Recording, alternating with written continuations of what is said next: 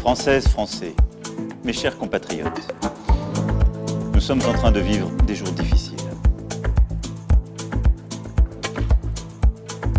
Nous ressentons tous en ce moment la peur, l'angoisse pour nos parents, pour nous-mêmes, face à ce virus redoutable, invisible.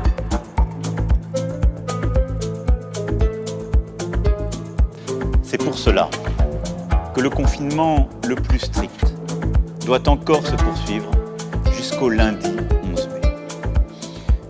C'est durant cette période le seul moyen d'agir efficacement.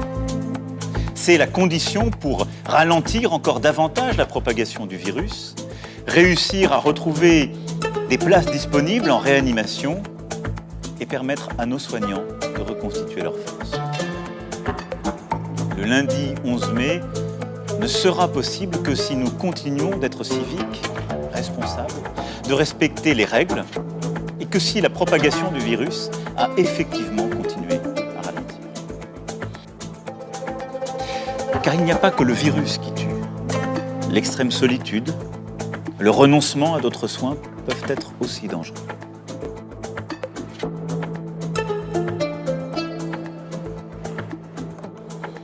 Les lieux rassemblant du public, restaurants, cafés et hôtels, cinémas, théâtres, salles de spectacle et musées resteront en revanche fermés à ce stade.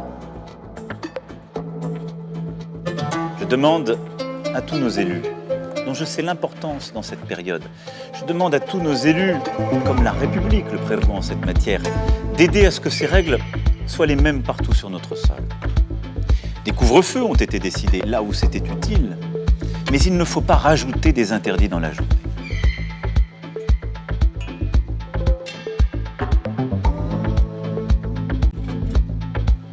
On disait que nous étions un peuple indiscipliné, et voilà que nous respectons des règles, des disciplines parmi les plus rigoureuses jamais imposées à notre peuple en temps de paix.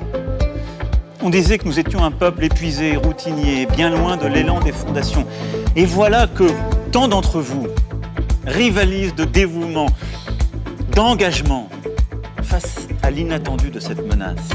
Nous voilà tous solidaires, fraternels, concitoyens d'un pays qui fait face, concitoyens d'un pays qui débat, qui discute, qui continue de vivre sa vie démocratique, mais qui reste unis.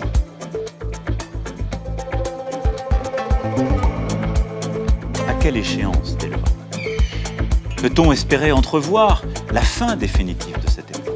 Quand pourrons-nous renouer avec la vie d'avant? Je sais vos questionnements, je les partage. Ils sont légitimes. J'aimerais tellement pouvoir tout vous dire et vous répondre sur chacune de ces questions, mais en toute franchise, en toute humilité, nous n'avons pas de réponse définitive à cela. Pour les plus fragiles et les plus démunis, ces semaines sont aussi très difficiles. Je veux remercier les maires, les élus locaux, les associations qui se sont fortement mobilisés aux côtés du gouvernement. Et j'ai demandé à celui-ci d'aller plus loin, là aussi. Il nous faudra nous rappeler aussi que notre pays, aujourd'hui, tient tout entier sur des femmes et des hommes que nos économies reconnaissent et rémunèrent si mal. Les distinctions sociales ne peuvent être fondées que sur l'utilité commune. Ces mots, les Français les ont écrits il y a plus de 200 ans. Nous devons aujourd'hui reprendre le flambeau et donner toute sa force à ce principe. Le moment que nous vivons est un ébranlement intime et collectif. Sachons le vivre comme tel. Il nous rappelle que nous sommes vulnérables. Nous l'avions sans doute oublié.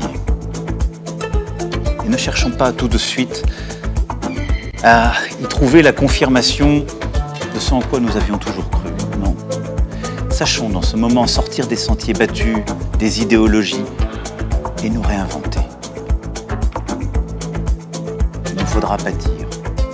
Une stratégie où nous retrouverons le temps long, la possibilité de planifier la sobriété carbone, la prévention, la résilience, qui seuls peuvent permettre de faire face aux crises à venir. Mes chers compatriotes, si je tenais à m'adresser à vous ce soir, après avoir largement consulté ces derniers jours, c'est pour vous dire en toute transparence ce qui nous attend pour les prochaines semaines et les prochains mois. L'espoir renaît, je vous le disais, oui, mais rien n'est tout.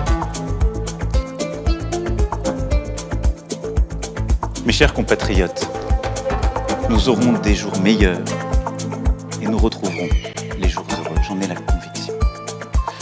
Et les vertus qui aujourd'hui nous permettent de tenir seront celles qui nous aideront à bâtir l'avenir. Notre solidarité, notre confiance, notre volonté. Alors prenez soin de vous. Prenons soin les uns des autres et nous tiendrons. Vive la République!